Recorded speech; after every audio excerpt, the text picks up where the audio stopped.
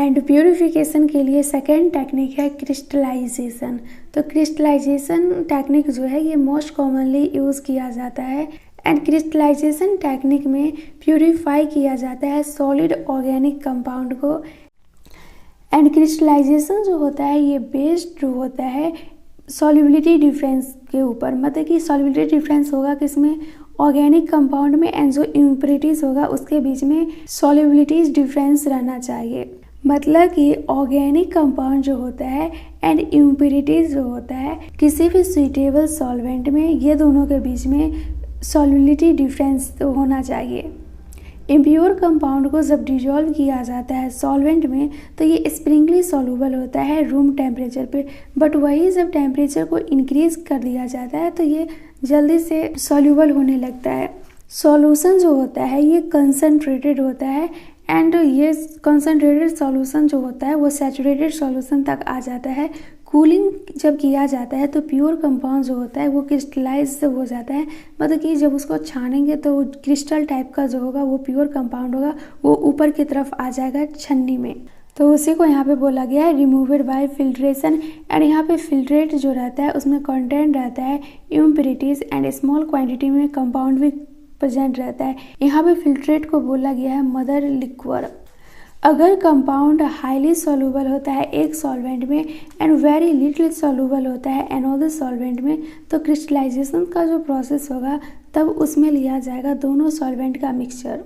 तो crystallisation process के लिए दोनों सॉल्वेंट के मिक्सचर को लिया जाएगा एंड ये जो सॉल्यूशन में इम्प्योरिटीज रहेगा वहाँ से रिलीज होता है कलर एंड वो कलर को रिमूव करता है एब्जॉर्ब, मतलब कि चारकोल जो रहता है ये एब्जॉर्बिंग टाइप का रहता है तो ये कलर को एब्जॉर्ब कर लेता है। एंड फिर बोला गया कि ऐसे ही रिपीटेड क्रिस्टलाइजेशन होते रहेगा तो इम्प्योरिटीज एंड ऑर्गेनिक कंपाउंड का जो सॉल्युबिलिटीज था वो एकदम सेम हो जाएगा। अब इसके आगे प्रोसेस नहीं किया जा सकता है क्रिस्टलाइजेशन का। थर्ड टेक्निक है डिस्टिलेशन। तो ये इम्पोर्टेंट मेथड है, इसका यूज़ किया जाता है वॉलेटाइल लिक्विड को नॉन वॉलेटाइल इम्प्योरिटीज से सेपरेट करने के लिए। एंड लिक्विड के पास सफिशिएंट बॉइलिंग पॉइंट में डिफरेंस चाहिए, मतलब कि जो दो लिक्विड है उसके बीच में बॉइलिंग पॉइंट का डिफरेंस होना चाहिए। एंड बॉइलिंग पॉइंट डिफरेंट रहेगा तो ये वेपराइज भी होगा डिफरेंट टेम्परेचर पे। जब वेपर को कूल किया जाएगा तो वो लिक्विड बन जाएगा एंड उसको कलेक्ट कर लिया जाएगा सेपरेटली। क्लोरोफॉर्म का बॉइलिंग पॉइंट होता है 334 केल्विन एंड वही एनिलीन का बात किया जाए तो इसका बॉइलिंग पॉइंट होता है 457 केल्विन। तो ये दोनों को इजीली सेपरेट किया जा सकता है डिस्टिलेशन के प्रोसेस से, क्योंकि ये दोनों के बीच में बॉइलिंग पॉइंट का डिफरेंस है। तो अब एक फ्लास्क जो रहेगा उसमें volatile liquid and non volatile impurities लेंगे एंड इसको हीट करेंगे एंड दोनों लिक्विड ही है। जिसका बॉइलिंग पॉइंट कम होगा उसका वेपर पहले बनेगा, ये याद रखना। फिर वेपर को कंडेंस कर लिया जाएगा कंडेंसर के हेल्प से एंड लिक्विड को कलेक्ट कर लिया जाएगा रिसीवर में एंड जिसका बॉइलिंग पॉइंट ज़्यादा होगा उसका वेपर बनेगा लास्ट में। तो यहाँ पे सिंपल डिस्टिलेशन का फिगर दिया गया है, देख सकते हैं। ये कंडेंस जो लिक्विड है इसको फ्लास्क में कलेक्ट कर लिया गया है। ये है फ्लास्क, ये है थर्मोमीटर, ये है सिंक, ये है कंडेंसर, ये है वाटर इनलेट एंड ये है लिक्विड सब्सटेंस जो कि यहाँ से कलेक्ट किया गया है। नेक्स्ट है फ्रैक्शनल डिस्टिलेशन। जब हम दो लिक्विड लेते हैं एंड दोनों के बीच का बॉइलिंग पॉइंट में उतना ज़्यादा डिफरेंस नहीं होता है तब यूज़ करते हैं फ्रैक्शनल डिस्टिलेशन। जब बॉइलिंग पॉइंट में ज़्यादा डिफरेंस नहीं है तो वेपर भी सेम टेम्परेचर पे ही बनेगा। तो ये जो दोनों लिक्विड का मिक्सचर रहता है दोनों के वेपर को पास करवाया जाता है फ्रैक्शनेटिंग कॉलम से। एंड यहाँ पे बोला गया है कि जिस लिक्विड का हायर बॉइलिंग पॉइंट होगा उसका वेपर जल्दी ही कंडेंस कर जाएगा compare to lower boiling point वाले वेपर से। तो वेपर जो फ्रैक्शनेटिंग कॉलम के टॉप पे जाएगा वो होगा जिसका कि कम बॉइलिंग पॉइंट हो, तो उसका वेपर टॉप पोजीशन पे पहुँचेगा।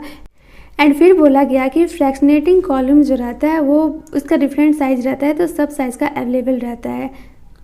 फ्रैक्शनेटिंग कॉलम प्रोवाइड करता है सरफेस ताकि वहाँ से हीट का एक्सचेंज हो सके। एंड हीट का एक्सचेंज किसके बीच में होगा, जो वेपर ऊपर जा रहा हो एंड जो वेपर नीचे आ रहा होगा। तो अभी हम जस्ट पढ़ के आए हैं कि जिसका बॉइलिंग पॉइंट ज़्यादा होगा उसका वेपर जो होगा वो जल्दी ही कंडेंस हो जाएगा compare to lower boiling point वाला से।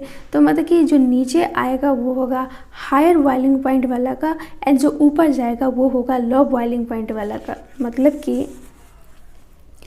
ये लिक्विड है जिसका कि बॉइलिंग पॉइंट लो है एंड एक ये लिक्विड है जिसका कि बॉइलिंग पॉइंट जो है वो हाई है।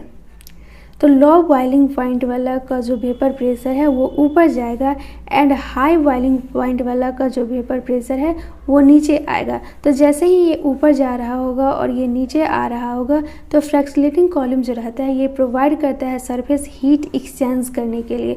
तो ये दोनों में हीट एक्सचेंज हो जाएगा। तो ये हायर बॉइलिंग पॉइंट वाला का जो वेपर नीचे आ रहा था ये भी ऊपर जाने लगेगा। तो वही यहाँ पे बोला गया कि जो कंडेंस लिक्विड होता है फ्रैक्शनेटिंग कॉलम में वो हीट कर लेता है स्टैंडिंग वेपर से एंड फिर ये रीवेपराइज हो जाता है।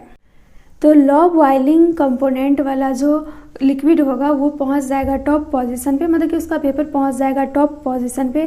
तो वहाँ से इसको पास करवाया जाएगा कंडेंसर में एंड फिर प्योर लिक्विड को कलेक्ट कर लिया जाएगा रिसीवर में। अब ऐसे ही सक्सेसिव डिस्टिलेशंस करवाया जाएगा बार बार। तो उससे क्या होगा, जो रिमेनिंग लिक्विड बचेगा फ्लास्क में वो बचेगा हायर बॉइलिंग पॉइंट कंपोनेंट वाला। तो यहाँ पे बोला गया है कि each successive condensation and vaporisation unit जो होता है फ्रैक्शनेटिंग कॉलम में उसको बोलते हैं theoretical plate. And columns with 100 plate जो होता है ये अवेलेबल होता है मार्केट में। तो इसका यूज़ किया जाता है कॉमर्शियली। फ्रैक्शनल डिस्टिलेशन का एग्जाम्पल दिया गया है crude oil in petroleum industry. तो यहाँ पे फ्रैक्शनल डिस्टिलेशन को फिगर के साथ समझाया गया है। तो वही यहाँ पे बोला गया है कि जिस लिक्विड का लोअर बॉइलिंग पॉइंट होगा वो उसका वेपर जो रहेगा वो टॉप पोजीशन पे पहुँच जाएगा compare to higher boiling point. तो यहाँ पे देख सकते हैं ये वाइल बाथ लिया गया है, ये लिक्विड है डिस्टिल्ड होने के लिए, ये फ्रैक्शनेटिंग कॉलम है, ये थर्मोमीटर है, ये सिंक है, कंडेंसर है, एडेप्टर है, वाटर इनलेट है, डिस्टिल्ड लिक्विड है। नेक्स्ट है डिस्टिलेशन अंडर रिड्यूस प्रेशर। ये मेथड का यूज़ किया जाता है लिक्विड को प्यूरिफाई करने के लिए। एंड ये जो लिक्विड लिया जाता है इसका बॉइलिंग पॉइंट जो रहता है ये बहुत ही ज़्यादा रहता है एंड ये डिकम्पोज कर जाता है अपने ही बॉइलिंग पॉइंट पे। तो ये अपने ही बॉइलिंग पॉइंट पे डिकम्पोज नहीं करे, इसके लिए क्या किया जाता है कि प्रेशर को रिड्यूस कर दिया जाता है। तो जैसे ही प्रेशर रिड्यूस होता है तो ये जो लिक्विड रहता है ये अपने बॉइलिंग पॉइंट से पहले ही बॉयल होने लगता है। यहाँ पे बॉइलिंग पॉइंट का डिफिनीशन दिया गया है, लिक्विड उसी टेम्परेचर पे बॉयल होगा जब वेपर प्रेशर जो होगा ये इक्वल हो जाएगा एक्सटर्नल प्रेशर से। तो इसलिए प्रेशर को रिड्यूस किया जाता है वाटर पंप या फिर वैक्यूम पंप से। एंड इसका एग्जांपल दिया गया है ग्लिसरॉल को सेपरेट किया जाता है स्पेंट लाई से सॉप इंडस्ट्री में। ये एग्जांपल हो गया डिस्टिलेशन अंडर रिड्यूस प्रेशर का। तो यहाँ पे फिगर दिया गया है different types of fractionating columns का। तो ये सिंपल पैकेट कॉलम है एंड ये ग्लास बीट्स है एंड इसके अंदर कुछ फिलअप है। फिर ये देख सकते हैं ये बबल प्लेट कॉलम है। ये फिगर दिया गया है डिस्टिलेशन अंडर रिड्यूस प्रेशर का।